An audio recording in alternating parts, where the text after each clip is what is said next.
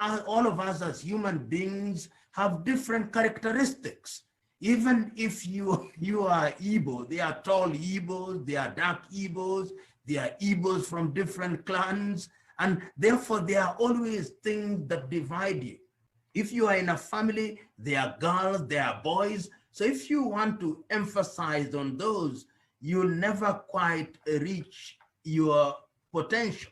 So he said that, and again in the year 1960, in Casablanca, Morocco, he repeated that.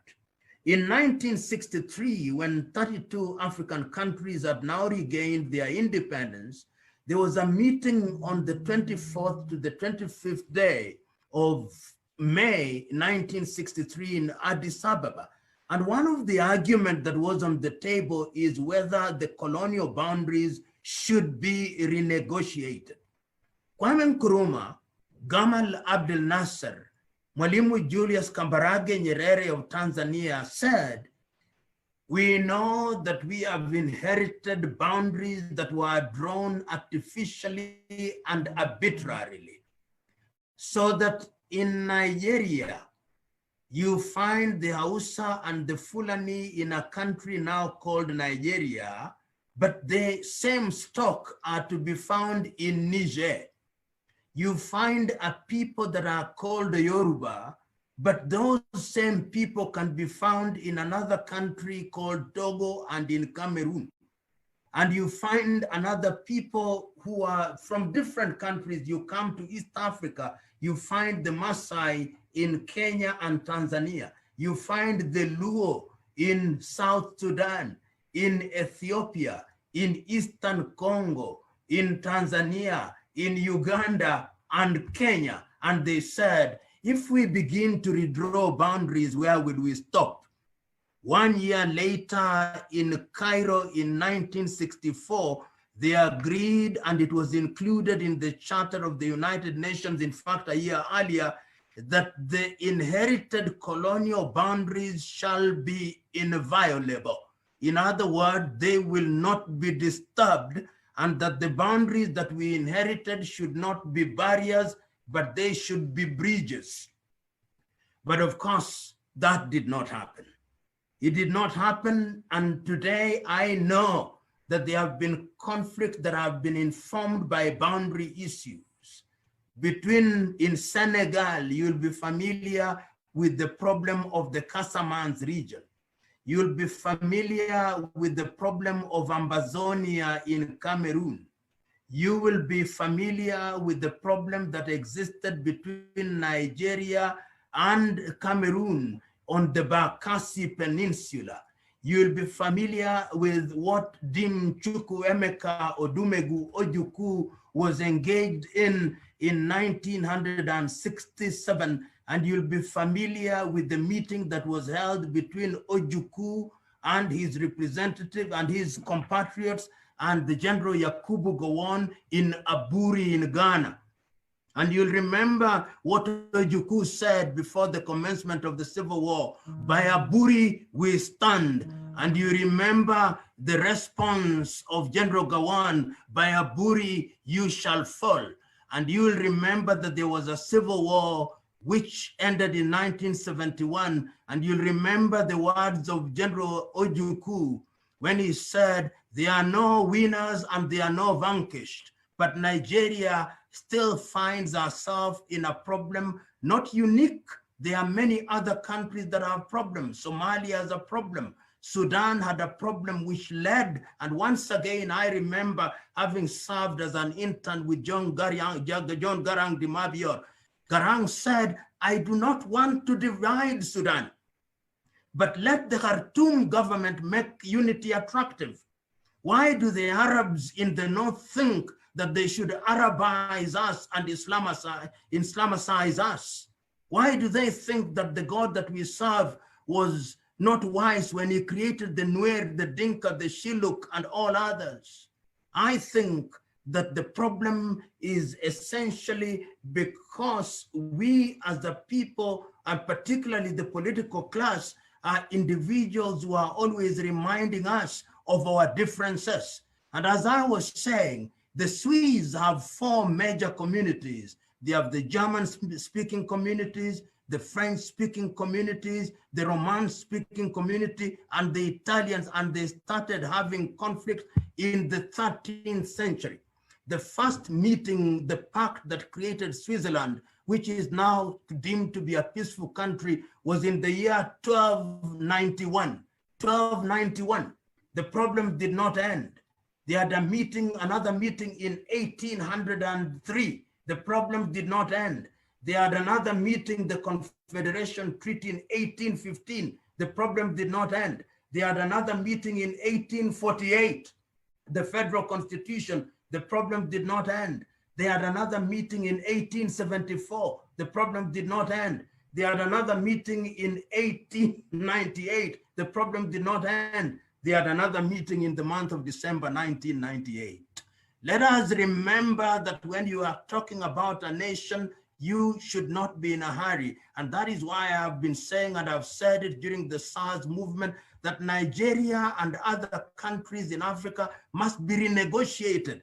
And when we say renegotiation, we are not talking about secession. We are simply saying, let us have a system of government that allows people to determine, to be self-determined, so that they feel they are part of something that is whole. Look at what is happening in Ethiopia now. The federal government is fighting with the region, the Tigray.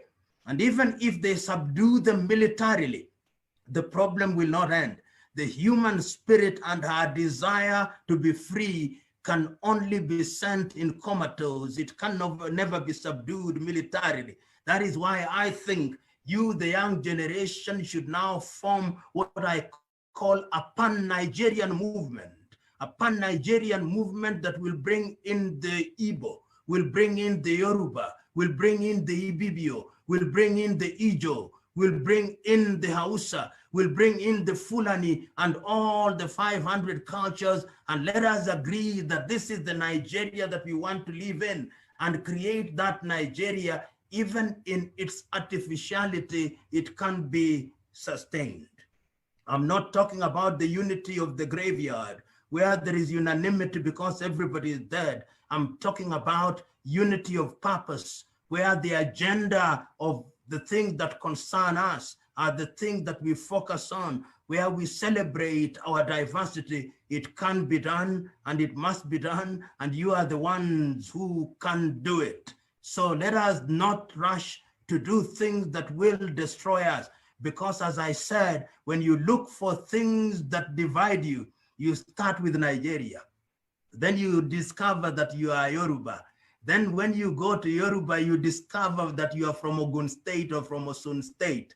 And then you go from Osun State, you discover that you are from a particular village. And when you stop the village, you go to your clan. And when you go to your clan, you go to your family. And when you go to your family, you discover that your father is polygamous and that you are children of different mothers. And when you go into your own family, you discover that you are boys and girls, and you begin to discriminate one another on the basis of being boys and girls. And then you discover that one is shorter than the other. And you discover that one is darker than the other. Where do you stop? These are the questions that we must ask ourselves. And there are stories of countries that have thrived in heterogeneity. But the problem that we have is that we have political leaders whose only claim to fame is that they manipulate us. They emphasize the things that divide us in order that they may remain in political office and exploit us. They hypnotize us in the same way like a python or a cobra hypnotizes its prey, and we fall for it and we suffer for it.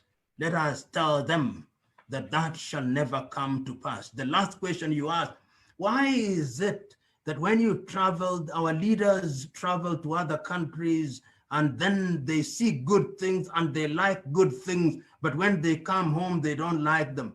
They go to Dubai and they love Dubai. They go to Germany and Europe and they love the hostels, and yet they can't build hostels that they can go into. I've never understood the logic of such people. You know, there may be a devil that runs riot in the minds of our political leaders. so that they become blinded. How can you explain a person who steals money from his country and he is running that country and he has no faith in the country that he's running? Instead, he keeps money in a little island with a population of less than 20,000 people, where possibly he needs a visa to travel to. Ask Abacha what became of his money when he died.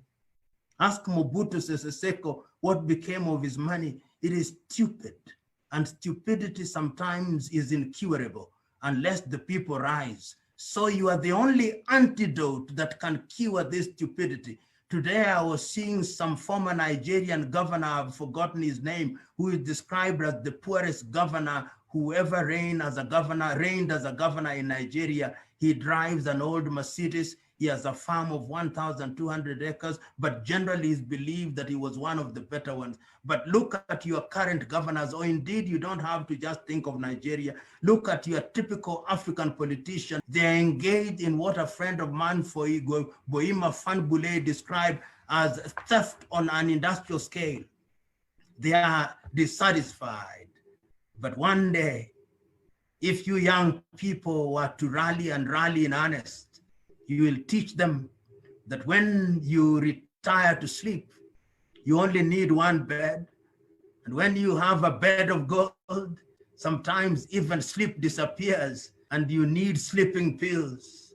So it is peace of mind that we should have, knowing that that which you earn by the sweat of your brow is sweetest. Even if you have 20 cars, you cannot drive them all. Even if you have a mansion with streets in your home compound, it doesn't matter.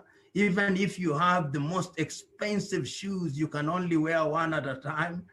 And ultimately, this is what we must educate and persuade these individuals that is all vanity of vanity. Is this not said of Solomon in the Bible and Suleiman in the Quran, that he had 1,700 wives and 300 concubines? He had them all, and ultimately he writes, vanity of vanities, vanity of vanities. The greatest claim to fame that one can have is service to humanity. That is all. Easier said than done, but is worth struggling for. I wish you the very best.